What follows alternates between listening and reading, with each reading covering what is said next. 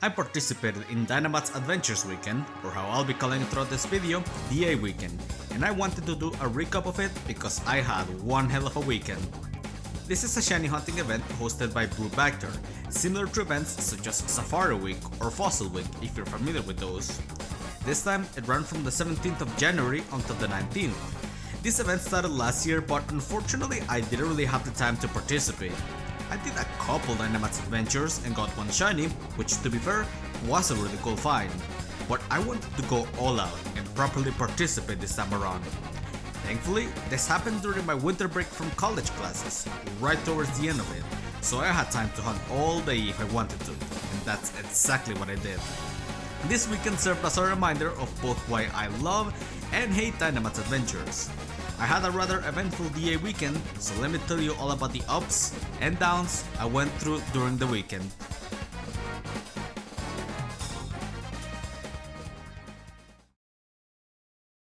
Day 1.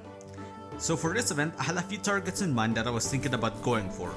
All three of them are part of my shiny bingo this year. My three options were Zekrom, Pheromosa, and any of the three Lake Guardians.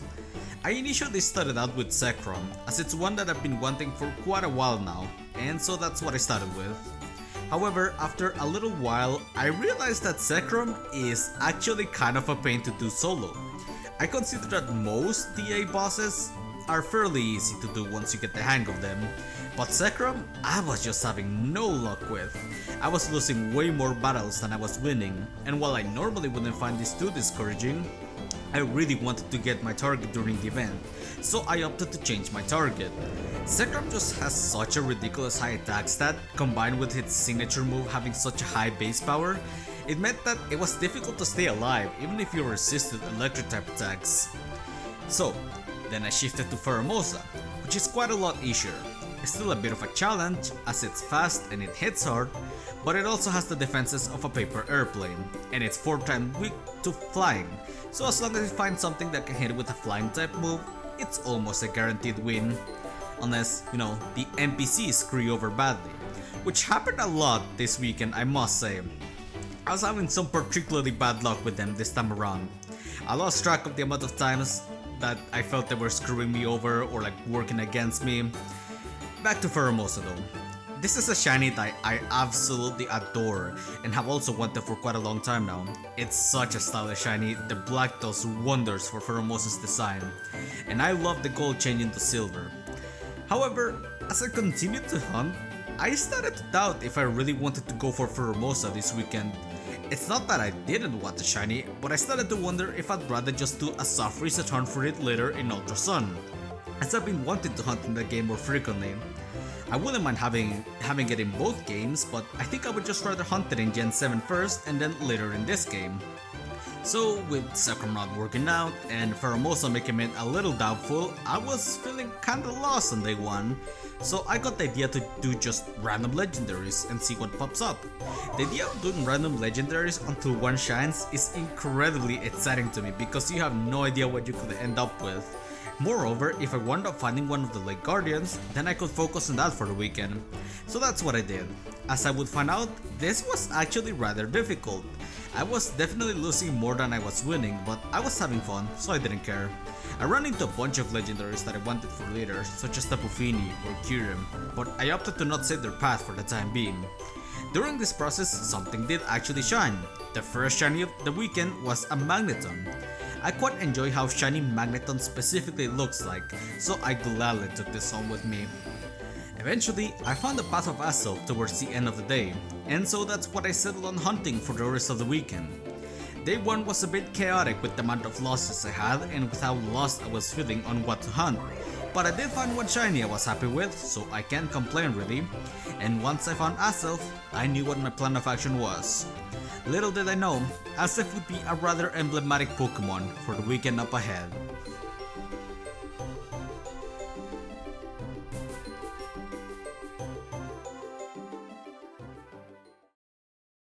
Day 2. Day 2 of the weekend arrived, and I was up pretty early to get hunting. I had spent most of day 1 hunting, and I was intending to do the same for day 2. With the path ahead of me clearly marked now, I set forth and started hunting for Azelf. It was actually proving to be kind of a challenging boss fight at first. Azelf is the offense-focused Pokemon of this trio, meaning that it hits with the force of a truck, especially if it gets to set up Nasty Plot. Making things even more difficult was that it had two spread moves, one of them being Dazzling Gleam, covering for its Dark-type weakness. This meant that a Dark-type heavy team was as much of an advantage as it was a liability. It also had Swift, which was less dangerous but could easily pick up KOs on Pokemon that were at lower HP thanks to Azelf's offensive prowess. Thankfully, Azelf's strong offenses are balanced out with very poor defenses, so when you had Pokemon that could hit it effectively or pretty hard at least, it turns out to be a pretty quick, albeit tense battle. I was feeling a lot more motivated though, especially because my win to lose ratio was a lot better. I still had the occasional loss because, like I mentioned before, the NPCs were being particularly unhelpful this weekend, but with my willpower, I persisted and eventually something else shined.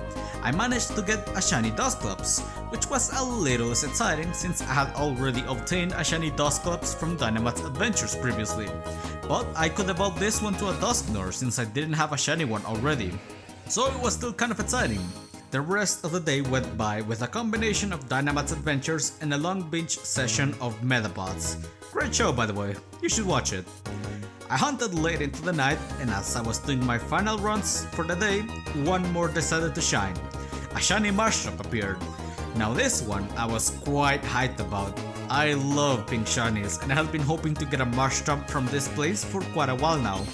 This was definitely the highlight of the day and a great way to wrap up day 2 of DA weekend. My luck was looking pretty good so far, having found 3 shinies in total over the course of 2 days. There was only one day left, so I wasn't sure I would end up getting my target, but I wasn't too bothered by this possibility as I was just having a lot of fun with the event by seeing other people post their finds on Twitter. And I also find Dynamax Adventures to be a pretty fun mode usually because you don't know what shinies you'll end up with, so I was very excited to see what day 3 would bring.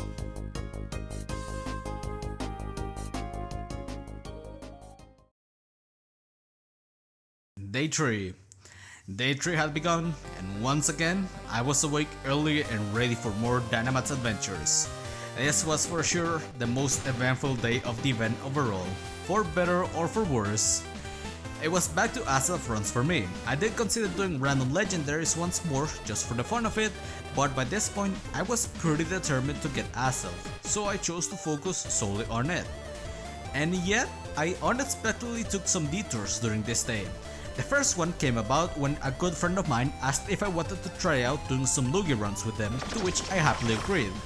Unfortunately, I had completely forgotten the fact that I had at some point caught Lugia in my save file, so I could not roll for a shiny one. Nevertheless, I did want to do some DA runs with my friend, so I kept going, and this detour would hilariously be more costly than I anticipated. For starters, at some point, I unknowingly used one of my Master Balls on a random Pokemon, and I didn't realize it until after the next DA run, so I didn't even get to keep whatever it was that I caught with it, nor could I reset to get it back. I can't even check what it was, and I'll explain why later. Ultimately though, this is more funny than it is tragic, and I know why it happened, because at one specific point I had my attention divided between like 5 different things, and I must have thought I was selecting a different Pokeball. It's honestly quite funny, especially because I believe that Master Ball was from a hack trade that I did a long time ago, so I don't particularly care about it. It's just a funny little accident.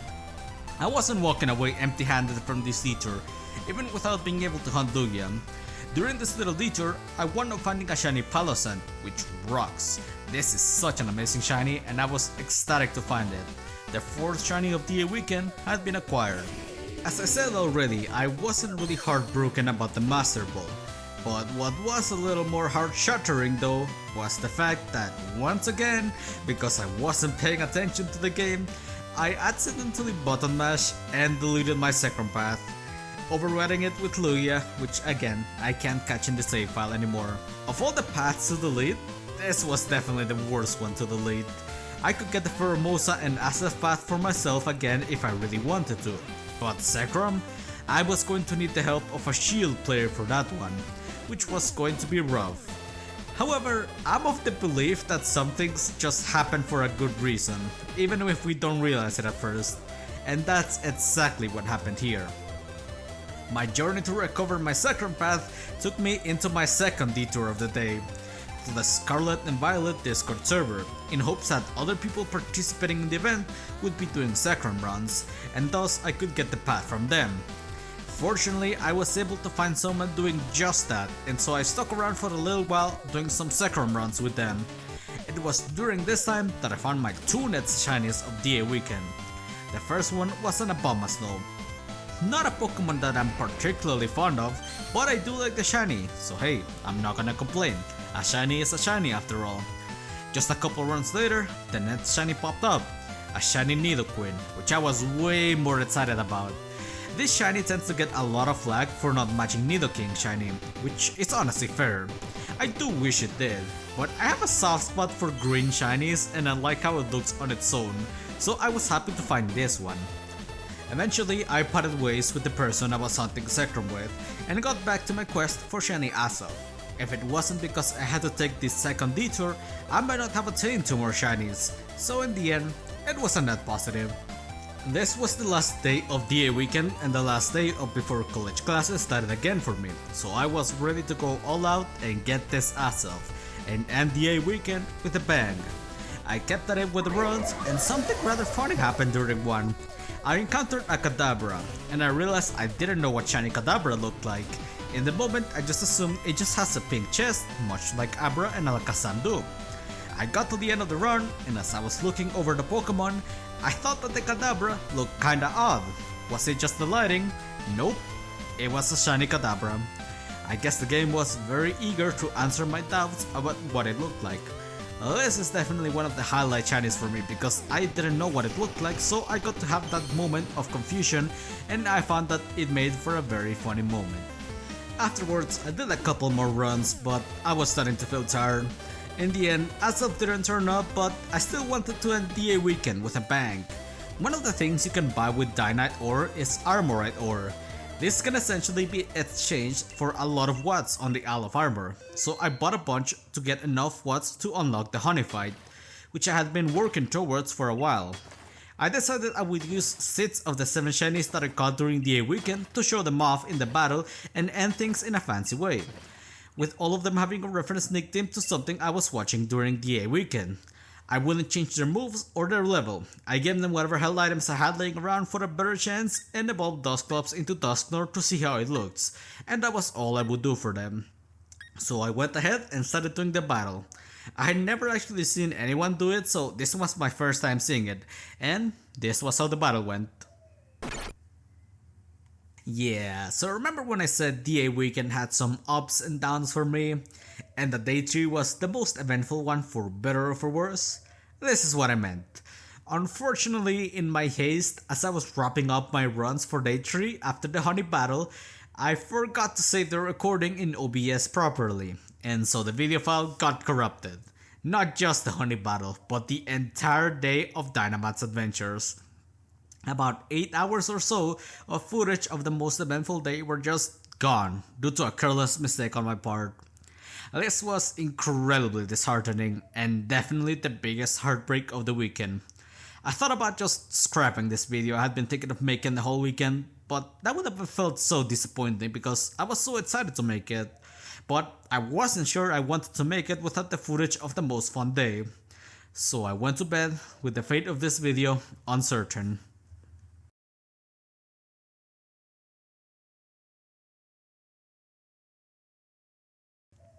Day 4? Wasn't DA weekend supposed to be 3 days? Well, that was the initial plan, but something unexpected happened.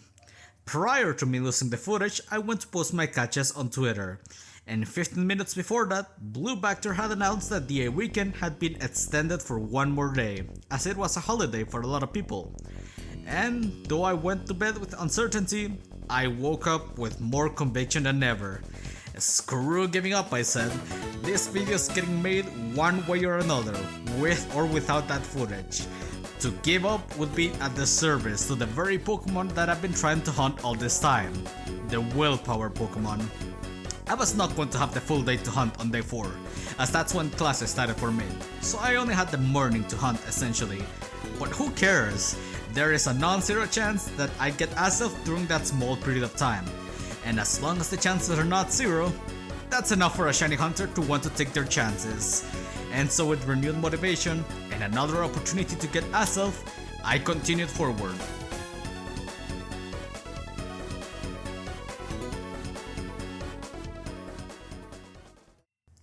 As usual, I got to hunting shortly after I woke up. I would make the most of the time I had before my classes. By now, I had Azelf's battle down to a science. There were some occasional losses, but my win rate far exceeded my lose rate by day 3. Day 3 had ended with 60 Azelf seen in total. Could I really find one during this time? I wasn't going to bother pondering it, I just had to try. A loss really stung because it felt like an especially big waste of time when my time was so much more limited. But I had to keep going, that's just how Dynamite's adventures are.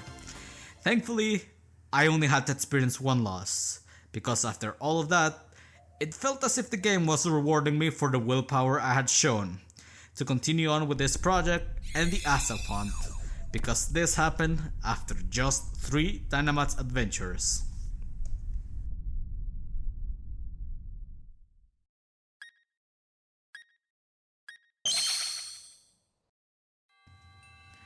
There it was, the shiny Azelf.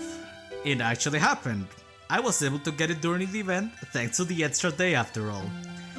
It happened so quickly after starting my runs for the day too. I was in utter disbelief, I must say. But more than anything, I was happy beyond words.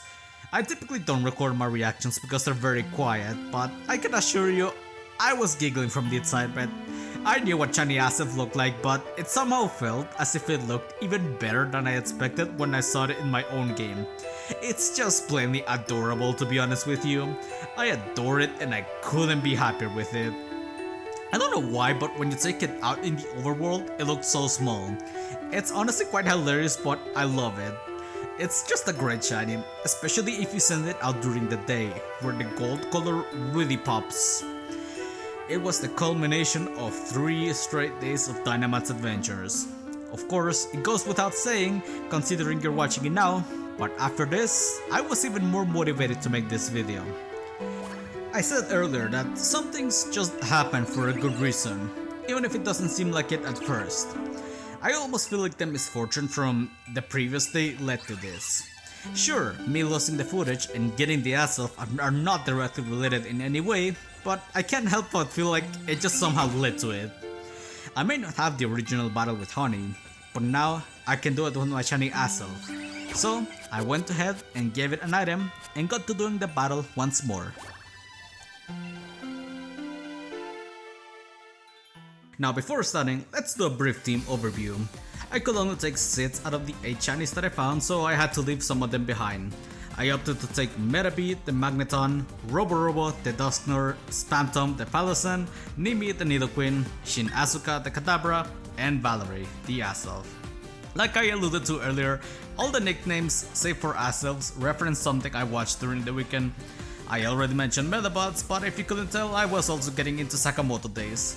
Marvelous show, by the way. Spamtom is just there to reference me watching a friend play Deltarune during the weekend, and Nimi because Nimi Nightmare had debuted around the time of the weekend. The levels they have are from the previous Honey battle, but other than that, I just gave them some items and didn't change anything else. So let's get into it.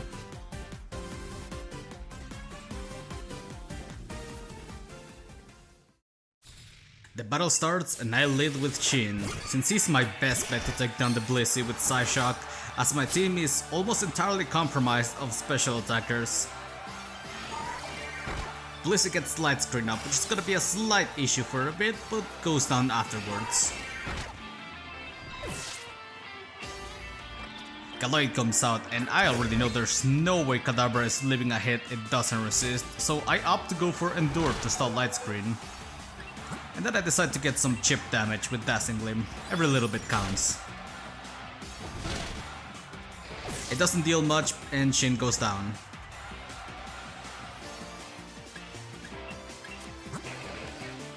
I choose to go with Robo as it's the bulkier of the two ghosts and has priority. Shadow Sneak deals a good amount of damage, and then Galeg sets up Sword Stance, which is pretty scary. But fortunately, one more Shadow Sneak takes it out.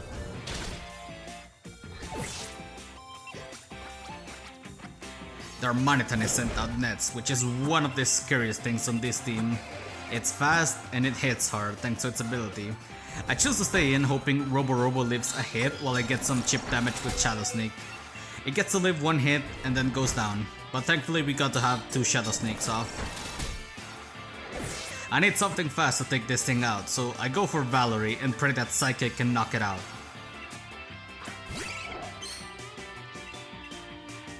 Thankfully, it was enough to take it out. The next Pokemon to come out is Togekiss, which is another of the things that I was fearing on her team. I send out Nimi as it's my best bet to tank hits from this thing as I try to whittle it down with Venoshock. I had to pray that Air Slash didn't flinch.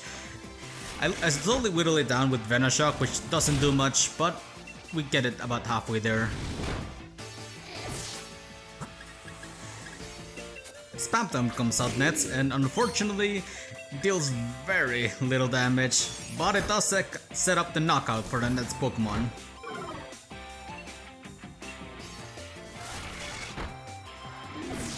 I was hoping to get lucky with some misses, but it didn't happen. I sent Valerie out and fortunately it's able to take out the Togekiss. Up next is Salazzle.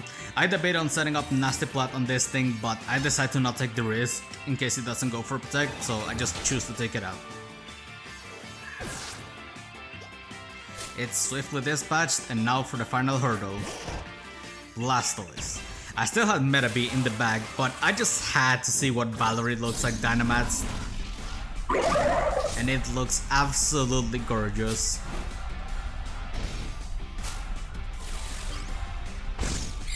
Blastoise Dynamaxes and I start chipping at it.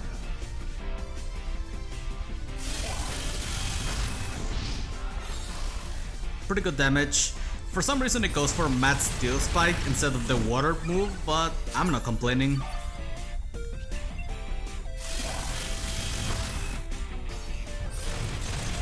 Once I see that it keeps going for the steel move, I know I've won the battle, so I decide to mess around just a little. I wanted everyone to get a turn here, and I especially couldn't leave out the first shiny that I had found, so I go for Mat Strike to chip Blastoise but not KO it, and slow it down to hopefully let Metabee outspeed when it gets sent out. Dynamax ends and I switch out Valerie and pray that Metabee can take a hit on the switch in. Thankfully it does. I'm glad I gave it that Evilite. It gets to outspeed and goes for Electro Ball, taking out the Blastoise. Ending with the first shiny of the weekend feels just right, if I do say so myself. It's a very close battle and a lot of fun. I'm glad I got to redo it.